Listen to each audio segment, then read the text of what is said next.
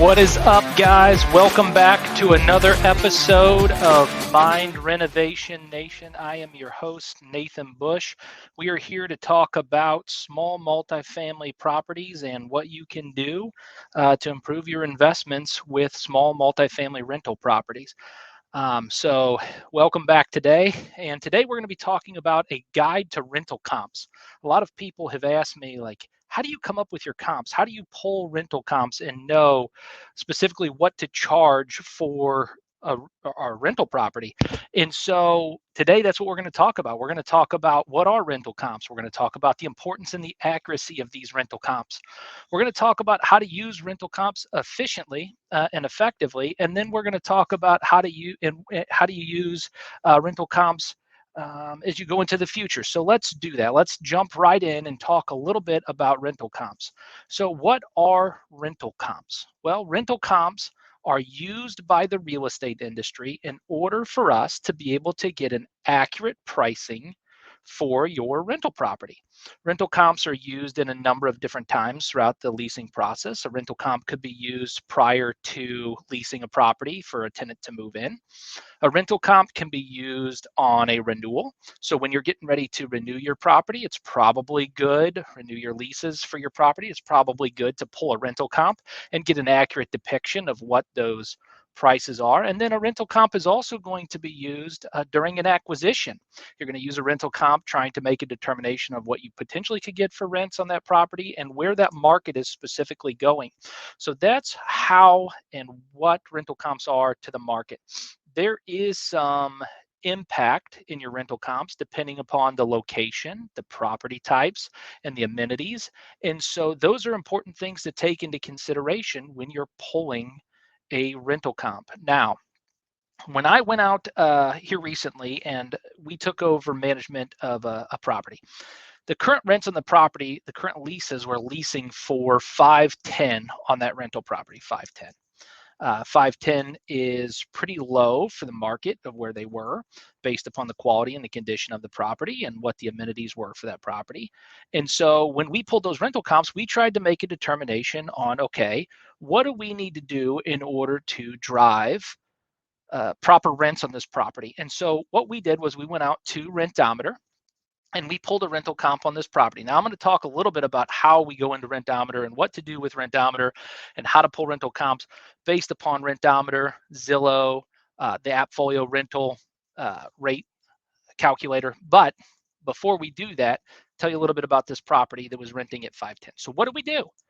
We took a look at that property and we said, okay, on Rentometer, based upon the square footage, based upon the market, based upon what we know the condition of the property's in, the rents on that property should actually be $750 per month. Here's the problem. There's tenants currently living in there paying 510.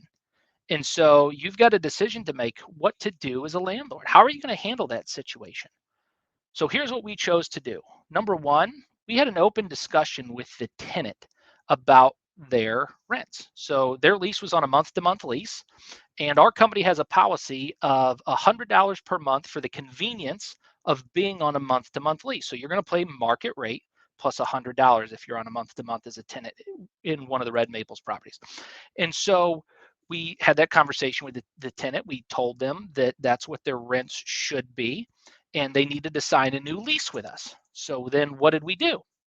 Well, we offered them the option to stay on month to month, but we were going to give them a 30-day notice and move the rents to market plus $100. Or we also gave them the option to renew their lease, but to renew their lease closer to market rent.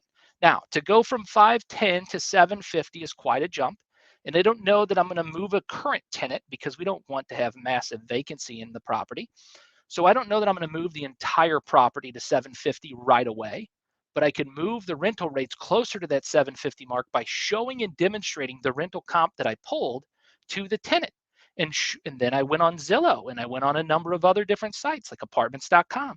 And we looked at what other properties would potentially rent for and what they could get. And they found that they were so underpriced that the offer of $650 per month for their rent, now that's from 510 to 650, was extremely beneficial, and that was the lease that they wanted to sign. So when you're driving gross potential rents, it is important to pay attention to the rental comps of the area and to be transparent, to have a legitimate, truthful, truth-seeking conversation with the tenant so that they know why the rental rate is even moving. We recommend doing that whenever you're pulling your rental comps for your general lease renewals. If you're going to move rents on tenants, maybe best to have a conversation with them and demonstrate why you're moving that rental rate. So let's talk a little bit about the importance of an accurate rental comp. So there is risks with underestimating the rental rate. Here's a couple of risks that happen. Number one, you drive down the rents in the current market. So when your rental rates are not set accurately, you're contributing to a decline in rental production for investors and owners. Yes, you're contributing to a decline in the profitability of a specific market. And so you want to make sure you have an accurate rental rate. The second thing that happens when you don't get an accurate comp is that you suffer from the ability to be able to maybe refinance that property for the appropriate amount of money that it's worth, because it does drive down your cap rates the lower the rents are on that property. If you're getting 510 for rents and you take that to a bank for underwriting, or you're getting 750 for rents and you take that to a bank for underwriting, they look at those properties two different ways. And so getting accurate rental comps is extremely important. All right. So we talked a little bit about what are rental comps. We talked about the importance of getting accurate rental comps. Now, what do you specifically do to get a rental comp? That is something that a lot of people have asked me, like, how come your comps are coming out higher than mine? And I oftentimes will say this to a potential investor who's thinking about having us manage their property where they used to manage their property and they're not able to get the rents that we could get on their property. And I will say to them, I will say, I know that you think that this is the maximum amount of rents that you're going to get on your property, but here's what you have to look at. If you were to hire a real estate agent to list your house, what are they going to do when they list that house? Are they going to get as much money as you would, or are they going to get more money than you would by properly listing that property for you? And oftentimes a person will come back to me and they'll explain that, well, if you're going to sell the house, my personal home, then yeah, a real estate agent will get more money for the same property than I would trying to list the home myself. And the same is true about rental real estate. Getting an accurate comp helps people like me who specialize in rental real estate the ability to get top dollar. So what do I do to get an accurate comp? Well, you would think it's simple, but oftentimes it's not as easy as just plugging in an address into Rentometer and then getting a real estate rental comp. The first thing you have to do when you're getting a rental comp is you have to know what the current market conditions of properties are. So I like to rate properties on an A, B, and C scale. There's a lot of different ways to do this, but we classify properties as A, B, and C. And a C property, we'll just call that a low finish. A B property is something that we're going to consider a mid-tier finish, and an A property is something we can consider a high-tier finish. So when I'm matching up the finishes to Rentometer, the first thing I take into consideration is the finish of the property. If it is a C property, then maybe the bottom 25th percentile on Rentometer is a good, accurate judge of where that property potentially can get. Now, if I can make some minor shifts and minor improvements to bring it up to the current market conditions, meaning that I've toured other apartments in the area, I've toured other single family homes in the area, and I know what the conditions of the properties that tenants can get are, and I can move it from a C to a B without over investing way too much money into a property, then let's move it from a C to a B finish, and then we can drive rents from the 25th percentile to maybe the average rents in the area. Now, if I can move it from a B to an A finish, now I can move it from the average rents in the area to maybe the 75th percentile if we're just looking at a flat Rentometer comp poll. Now, the second thing that I'm going to look at in addition to the finish is we are going to look at the square footage of the unit. So in Rentometer, it gives you the ability to pull a comp based upon square footage, and I will oftentimes utilize certain cutoffs for square footage comps, meaning that if the property is 795 square foot, I might look at properties from 500 square foot to 1,200 square foot in a specific area. Why? That is a specific kind of renter that's looking for a smaller property that's a little bit less expensive. If they're wanting more square footage than 1,200 square feet, specifically in St. Louis, I know that to be true, then the tenant over 1,200 square foot is looking to spend a little bit more money. So I'm going to pull the rental comp if it's over 1,200 square foot from 1,200 square foot up to about 7,900 square foot. And so I can get a more accurate comp. And I might go a little bit wider on my radius than being so tight and compact as to what's available in that specific area, because it's what's available based upon square footage and finish. So those are two things that I look at. I look at the finish and I look at the square footage. Now, what's the next thing that I look at whenever I'm looking at pulling a rental comp? We look at bedrooms and bathrooms. Okay, so you plug in the accurate number of bedrooms and bathrooms. Now, what do you think about half baths? Say I have 1.5 baths. Well, I tend in St. Louis market tend to get $25 to $50 more per month if you have a secondary half bath or full bath. So that will add additional benefit. Now, what's the third thing that we look at when we're pulling rental comps? Well, that's a good question. We look at the finish, we look at the square footage, we look at the bed bath count. Then we also look at the what's available in the area. So I might go on to Zillow, apartments.com, or a number of other listing sites and look at comparable prices then at that point. You're thinking to yourself, well, Nathan, man, that's a lot of stuff that you do in order to get an accurate comp. And you haven't even talked about amenities of the property yet. You haven't even talked about the property management of the property yet. And those things are coming in just one second. But yes, we do a lot of stuff in order to make sure that there's an accurate comp on that property. So let's talk a little bit about amenities. What are the amenities that are important right now so that you can get top dollar rent for your property? So we utilize the Buildium software platform. All of you guys that follow us and know or have spoken with me before, you know we utilize the Buildium software platform. And what's interesting about that is that they do these reports to their property managers who utilize that software, and they send them out. And they did one on small apartments, and so that caught my interest because we specialize in small multifamily. And I took a look through the report, and you know what the number 1 and 2 things were that tenants are looking for inside the rental property that make a difference on rental rate for amenities? Number 1, washer and dryer hookups. Believe it or not, yes, making sure you have washer and dryer hookups available in your property. There's something that tenants are looking for.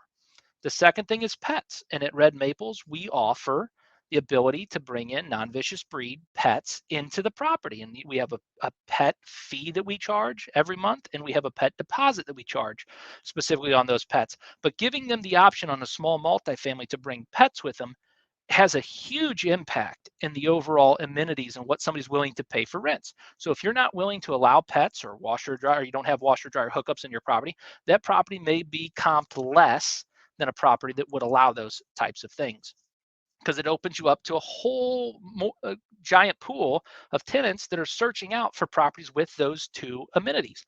So there you go. So now you have the amenities, you have the overall condition, you have the bedroom and bath size, you have the size of the square footage of the property, and then you have the property management company in general.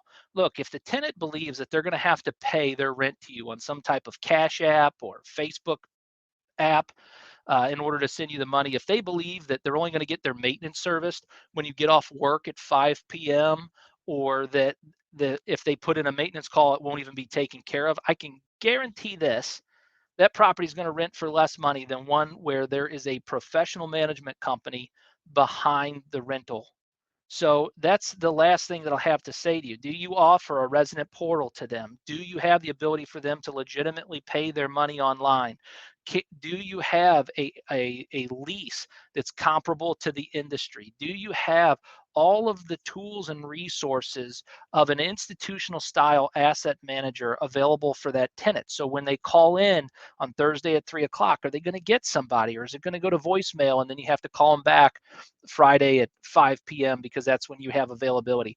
Look, these things are all things that tenants are looking for, and they want to feel comfortable in their rental unit. So I also had this question, and I just figured I'd throw it on this guide to rental comps. How does Rentometer get their data? So Rentometer pulls their data from management companies who post their rents and send the information into Rentometer. They also get their data from different real estate websites and government websites. That's how they get their data. So what are they pulling? They're pulling what the unit actually lists at. They pull what the unit actually lists at. Now, oftentimes I've heard that people use Zillow.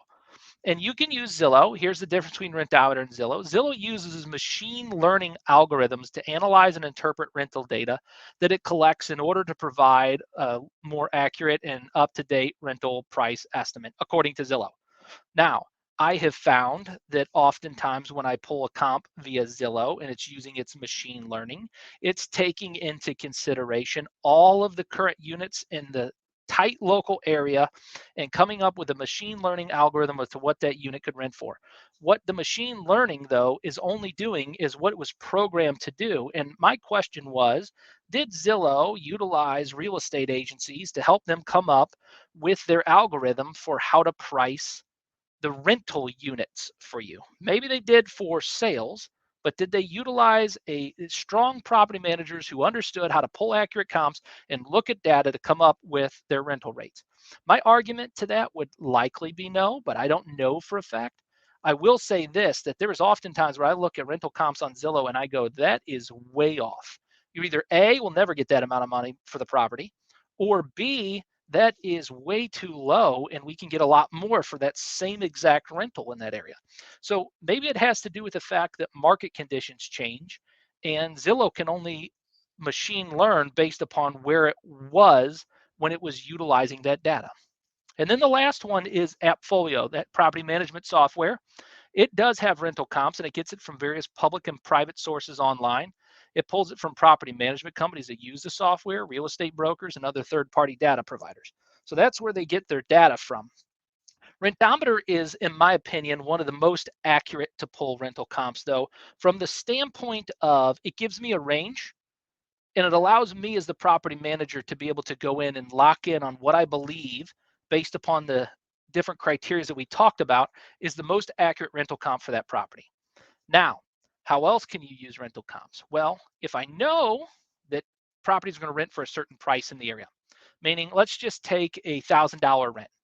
So if I know properties are renting in the area around $1,000, one of the first strategies I might use is to price the property around $995. And so everything else is renting at $1,000. We price our property at $995. It looks more attractive to a tenant. Some of the other things that will happen is, let's say that the property is listed at $995. That's an accurate comp. But for one reason or another, it's sitting on the market and it's not getting any traction. It's not getting a lot of movements and showings and that kind of stuff. One of the techniques and tips, one of the techniques and tips that we use is simply to offer a small $25 price drop.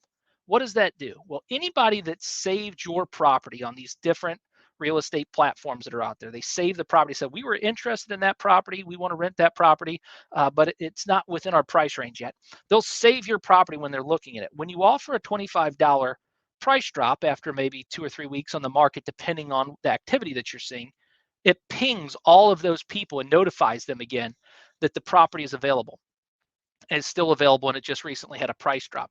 You'll see an influx of people in your showings and that kind of stuff whenever you offer that slight price drop of about $25. It can be 25, it can be 35, but I like to go a little bit less than $50. Why? Because if you're following the Red Maples plan that we have laid out there that we continue to promote and use, one of the things that you're going to do is you're going to bill back the utilities that are not covered inside the unit. And yes, as long as your lease is properly laid out, you can bill back utility costs to tenants, and that will give you a ability to increase the rents, but market the rent at a little bit of a lower rate. So now a rent that we're getting at $1,000 that includes a $950 rent and a $50 utility charge, we market that thing at $950 and we're getting the additional $50. It would take that rent to $1,000 on that property. So we can be more competitive, price under, and oftentimes when other people are getting 975, we're getting $1,000 in rent for that same property. So how you look at your rental comps and how you utilize that within your business model, and that's just one additional way to drive gross potential rents, is making sure that you're properly billing back and disclosing utilities in your rental listings. So again, there's a lot of different ways we utilize rental comps. We utilize rental comps on the lease signings. We utilize rental comps for acquisitions. We're going to utilize rental comps for renewals. And it's really important in each one of those three areas to get an accurate rental comp. Next, there's an importance on how you find the accurate rental comp, and we talked about it. We talked about everything from the amenities and the property management company to the bed bath size and counts. We also talked about the area, the market, and a series of different ways that we look at rental comps. Then we also talked about how to effectively use those rental comps, giving you strategies and tips in order to be able to help you better utilize rental comps in your area. So I'll leave you with this, and then we'll get going, because I know that I like to keep these live casts pretty brief. So first and foremost, when I was in my early 20s and I started pricing properties for the first time, oftentimes what I would do is I would run out online, search properties, and pull out a little spreadsheet and start listing these different criterias out. So I would put the amenities, I would put the area, I would put the condition of the property, I would put all these different things in a category on that spreadsheet. Then what I would do is I would go out and pull comps that were comparable, other properties that were listed online at the price points that included those different things or didn't include those things. I would get an idea of what they were. Then what I would do is, after I was done getting those properties and the pricing on those rented out, I would call those companies and I would set up a tour. I would set up a tour so I could verify the information that was on my spreadsheet. I think it's so important, and I think so often the challenge that we have in our industry is people are afraid to do the actual work. And that's one thing I can tell you from our company at Red Maples. That is one thing we are not afraid of. I told you I started this in my early 20s when I first got started. And today I do the same thing. We tour other people's properties in the area. We go find and look at the conditions and the market conditions and the finishes that you're competing with from a management company. Why?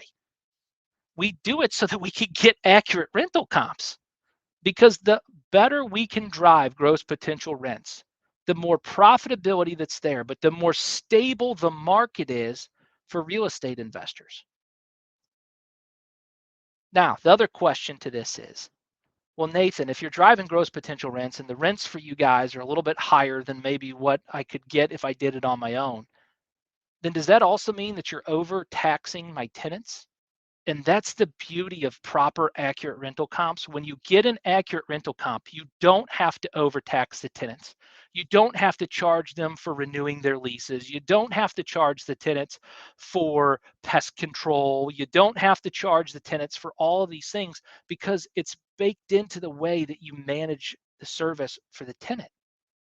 And when you get a reputation like that because you do the right thing by the tenant, because you're not overtaxing them, because you actually had an accurate rental comp, then ultimately it results in better profitability for the investor, but it also results in a better community for the tenant. And they love where they live and they stay where they live for years to come.